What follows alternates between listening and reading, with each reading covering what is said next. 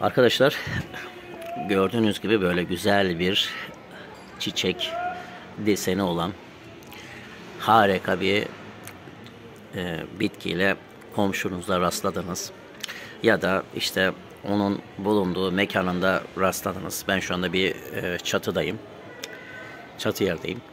Ve bu çiçekten sizin elinde de olmasını istiyorsanız, bunu ben nasıl çoğaltırım hesabını yapıyorsanız arkadaşlar.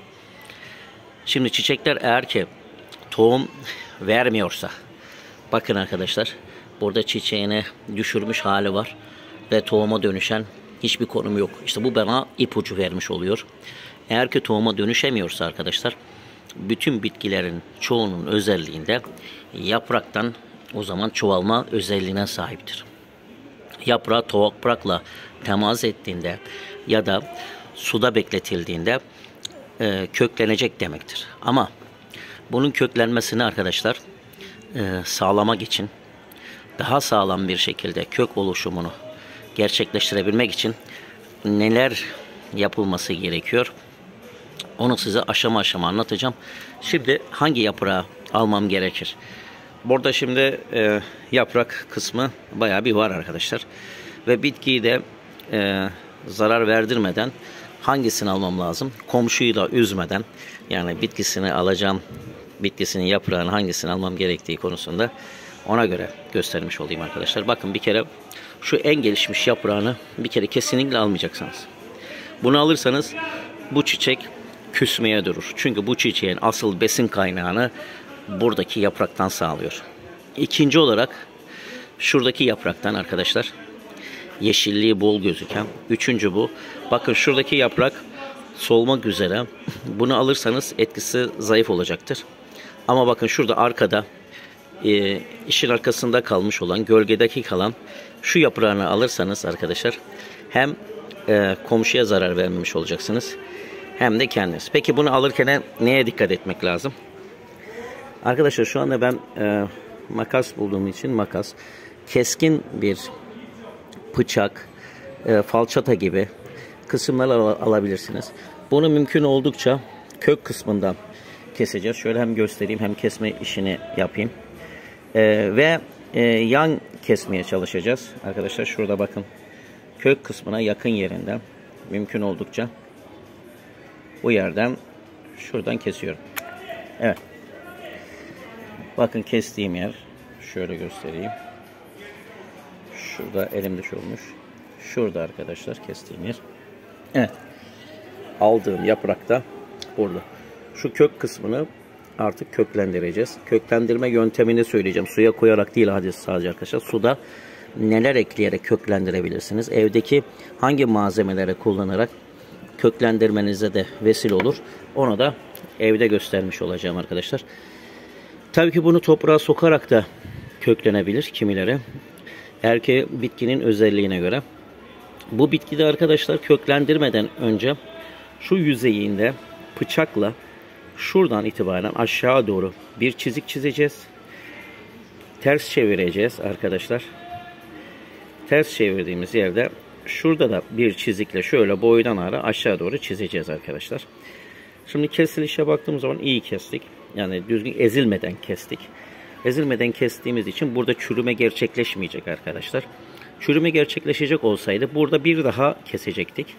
Bir daha keserek almış olacaktık.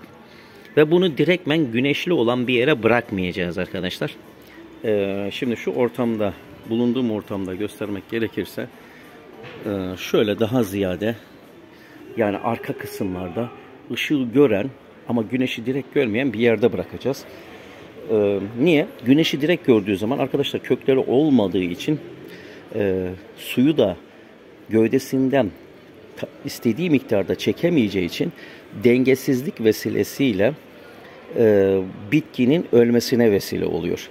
Yani dengeli bir şekilde, yani güneş ışığını da görmeyen yer olmamak kaydıyla belli bir miktarda görerek bir konumda olması gerekiyor. Şimdi ben bunun, bu video çok uzamadan diğer kısımlarını da göstererek işlemi bitirmiş olalım. Yani köklendirme sistemini çiçeklerde bir yöntemi görmüş olacaksınız. Bir diğer yöntemi de arkadaşlar, eğer ki sürekli gidip geldiğiniz bir komşuysa, işte buradaki az önceki tarif ettiğim gibi burayı çizin. Arka tarafını da çizin. Buraya toprak toprak ya da pamuk sarın bu yerine. Şu kısmına hafiften yara atın. Yani dip kısmına, keseceğiniz yerine hafiften yara atın. Belli bir kısımda tutuyormuş gibi yaptırın arkadaşlar. Buraya sarın. Üstüne de bir laylon jelatinle sarın. Yani kurumasını engelleyin. Ve ıslak kalsın arkadaşlar. Bu bitkinin üzerindeyken de köklendiğini göreceksiniz. Tabii ki ona katmanız gereken malzemeleri de söyleyeceğim. Ve bu güzelliği siz kendi evinizde de istiyorsunuz ya arkadaşlar, gördüğünüz zaman bu şekilde vesile olmuş olacak. Bakın arkadaşlar, muhteşem bir dizaynı var. Yani Sübhanallah demeden geri bıraktırmıyor kendini. Şurada üstüne geçmiş durumda. Ondülel olarak. Bunun pembesi tamamen kırmızı fonu da var ve etrafı beyaz olan türü de var. Bunun ismi de arkadaşlar kadife çiçeği. Yaprakları da böyle kadife gibidir aslında. Tüylüdür. Bakın. Şöyle güneş ışığıyla tutarak göstereyim. Tüylüdür yaprağı. Çiçekleri de hakikaten kadife gibi yumuşaktır arkadaşlar. O yüzden dolayı kadife çiçeği ismini alır. Evet, burada durdurayım. Çoğaltma yöntemini de göstererek bıraktığım yeri de göstermiş olayım. Evet arkadaşlar, yaprağımızı eve aldık. Şimdi bir falçatayla yaprağımızın dediğimiz gibi, tarif ettiğimiz gibi keseceğiz arkadaşlar. Şöyle ben bir yandan tutayım. Bir yandan göstermek amaçlıyla. Şöyle bir batırıyoruz arkadaşlar. Bakın şöyle batırdık. Şöyle çekiyoruz. Yarı beline kadar içinde. Bunu batırmamızın sebebi arkadaşlar, aynen ellerimizde olduğu gibi bitkinin de yüzeyinde koruyucu olan tabakası var. O tabakayı yararak oradan köklenmesini sağlayabilmek için, kolaylaştırmak için. Yani çürümesine etken değil, aksine köklenmesine etken olan bir konum. Şöyle, şurada da bir netleştireyim ekranı. Evet. Şöyle bakın, ucunu belli bir kısım kadar batırıyorum. Ve suyu çıktığını ben görüyorum. Çizdim. 2 tane çizik yeterli arkadaşlar. 2 çizik çizdikten sonra yine bir ince bir ayrıntı, püf noktası arkadaşlar. Su. Her ne kadar bu su berrak olarak gözükse de aslında berrak değil arkadaşlar. Bu su arkadaşlar yağmur suyu. Yağmur suyu ya da köy suyu bulun ya da satın aldığınız su olsun arkadaşlar. Çeşme suyu kullanmayın. Niye çeşme suyu kullanmayalım arkadaşlar? Klor. İçtiğimiz suda klor kullanıldığı için arkadaşlar, mikrop öldürücü özelliği olduğu için içerisindeki mineral madde veya daha faydalı olan türleri de öldürüyor. Öldürdüğünden dolayı bitkinin kök salmasını da arkadaşlar geciktirdiğine ben inanıyorum. O yüzden dolayı yağmur suyu kullanıyorum ya da kaynak suyu kullanıyorum. Topraktaki mineral maddesi yönden de zengin olan suyu kullanmış oluyorum. Bu suyun içerisine arkadaşlar daha önceden hazırladığım tarçın nohut karışımı, nohutun pulsu konumuna da getirebilirsiniz. Tarçın arkadaşlar müthiş bir şekilde köklendirmeye vesile olan bir üründür. Eğer ki bu bitkinizi toprağa gömecekseniz dış yüzeyine bal sürün ve bu tarçınlı nohutlu kısmı da arkadaşlar koyun. Ben şimdi burada çok kuruduğu için bunun içerisine belli bir miktarda koyacağım. Suda çözünecek bunlar arkadaşlar. Bakın suyun rengi hafiften bir değişti. Ve renk tonu da değişmesine de vesile olacak. Şöyle un haline getiriyorum. Biraz topaklanmış. Şöyle belli bir miktarda koydum arkadaşlar. Bu suyu kötü olduğunda bir hafta gibi, 2 hafta gibi değiştireceğim.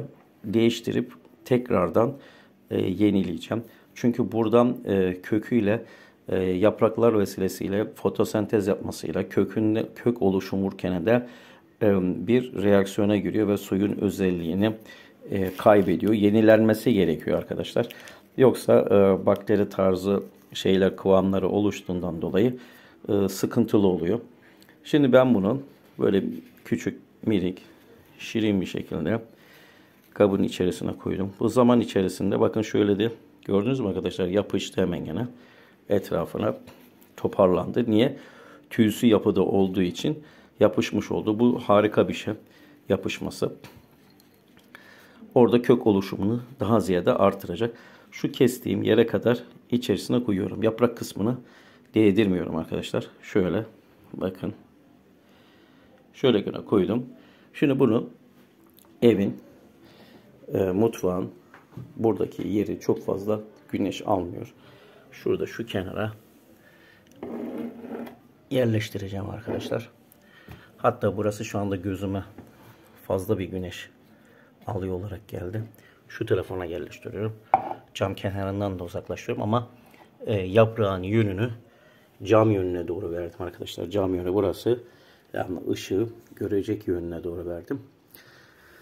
Bazen şunu da yapabilirsiniz. Şu kısmına kök oluşumda artırması için, kökler ışığı görmediği için arkadaşlar, kağıtla kapatabilirsiniz. Burayı karanlık yapabilirsiniz.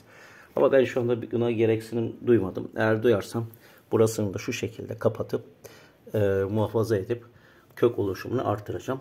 İlerleyen zamanlar içinde az bir şey kök görürsem arkadaşlar bu tarafa alacağım. Şöyle ışıklı bir tarafa alacağım. Biraz daha orada bekleteceğim. Ondan sonra da dikerek o görmüş olduğunuz çiçeği de elde etmiş olacağım arkadaşlar. Bir başka yayında görüşmek üzere. Hoşça kalın diyorum. Ha bu arada evet, bunları da ekleyeyim. Eğer ki sadece köklendirme bu dediğim yöntemle yapılmıyor arkadaşlar. Eğer ki söğüt varsa etrafınızda, söğüt kabuğu arkadaşlar, söğüt kabuğundan suyunu suda bekleterek suyunu çıkartırsanız ya da söğüt kabuğunu da içine eklerseniz çok müthiş bir şekilde kök yapıcı özelliği vardır. Söğüt dalını kesip toprağa soktuğunuzda hemen yine köklenmektedir arkadaşlar. Bünyesindeki barındırdığı, içerisindeki barındırdığı sıvı kök yapımının artırıcı özelliği olan bir bitkidir. Aynı zamanda şurada ek bir bilgi verelim. Söğütten aspirin de yapılmaktadır arkadaşlar. Onun suyu içildiği takdirde baş ağrılarına da iyi gelmektedir. Evet. Daha farklı bilgiler, köklendirme bilgileri elde edersem açıklama kısmına da yazarım arkadaşlar. Bir başka videoda görüşmek üzere. Hoşça kalın.